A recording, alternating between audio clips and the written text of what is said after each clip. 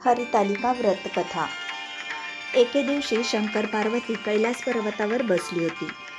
पार्वतीने शंकराला विचारलं, महाराज, सर्व व्रतात चांगलं असं व्रत कोणतं?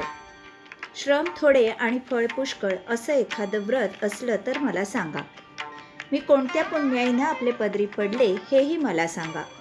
तेव्हा शंकर म्हणाले, जसा नक्षत्रात चंद्र श्रेष्ठ, ग्रहात सूर्य श्रेष्ठ, 4 वर्णात ब्राह्मण श्रेष्ठ, देवात विष्णू श्रेष्ठ, नद्यात गंगा श्रेष्ठ, त्याप्रमाणे हरितालिका हे व्रत सर्वात श्रेष्ठ आहे.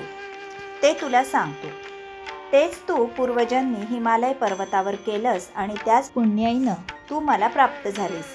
ते व्रत ऐक. हे व्रत भाद्रपद महिन्यातील पहिल्या तृतीयेला करावं. ते पूर्वी तू कसं केलंस ते मी आता तुला सांगतो. तू लहानपणी मी तुला प्राप्त व्हावं म्हणून मोठं तप केलंस. 64 वर्ष तर झाडाची पिकली पानं खाऊन होतीस.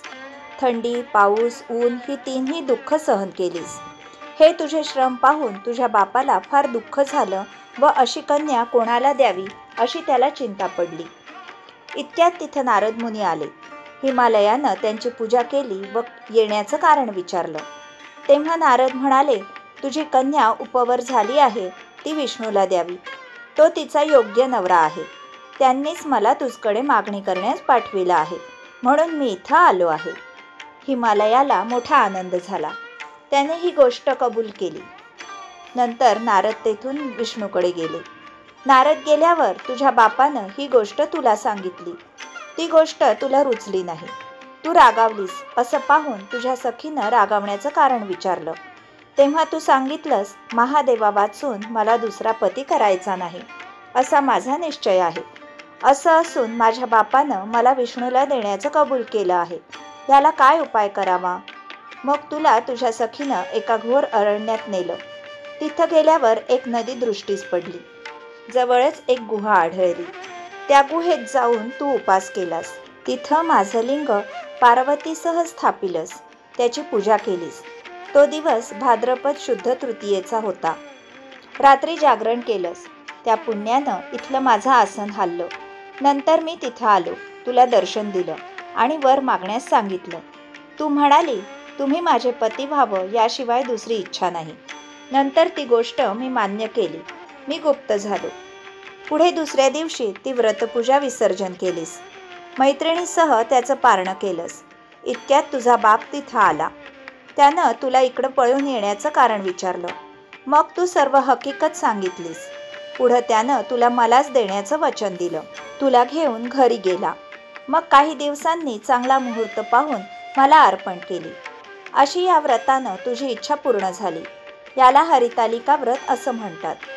याचा विधी असा आहे, ज्या ठिकाणी हे व्रत करावयाचं असेल त्या ठिकाणी तोरण बांधावं. केळीचे खांब लावून ते स्थळ सुशोभित करावं. पुढं रांगोळी घालून पार्वतीसह महादेवाचं लिंग स्थापन करावं. षोडशोपचारांनी त्याची पूजा करावी. मनोभावे त्याची प्रार्थना करावी.